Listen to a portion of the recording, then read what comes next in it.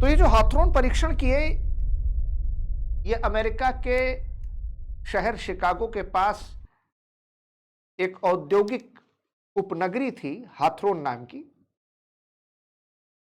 वहां पर western electric company में ये परीक्षण किए गए और इन्हीं परीक्षण के निष्कर्षों के आधार पर उन्होंने मनोविज्ञान और समाजशास्त्र की एक नई शाखा का विकास किया, जिसे हम औद्योगिक मनोविज्ञान या औद्योगिक समाजशास्त्र कहते हैं।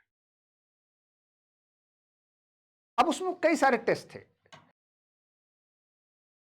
तो उन्होंने दो अलग अलग रंग के बल्बों का प्रयोग किया, जिसमें एक बल्ब से लाल रोशनी आती थी, दूसरे से नीली रोशनी आती थी। और पहले उन्होंने धीरे धीरे लाल रंग की रोशनी को बढ़ाया, फिर और बढ़ाया, फिर और बढ़ाया और बढ़ाते चले गए। और फिर नीले रंग की रोशनी को बढ़ाया, फिर और बढ़ाया, फिर और बढ़ाते चले गए। और इस तरह से अलग अलग रंग की रोशनी का प्रयोग करके ये जानने की कोशिश की कि क्या किसी खास तरीके के विशेष रंग का असर कामकाज के तरीके पर, उत्पादन पर पड़ता है। और उन्होंने नतीजे में यह पाया कि नहीं,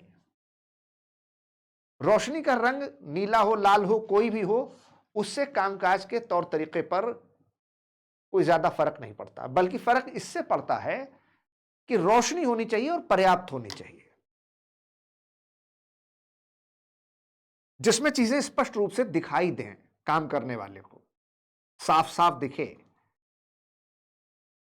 और बेहतर होगा अगर वो रोशनी प्राकृतिक रोशनी हो।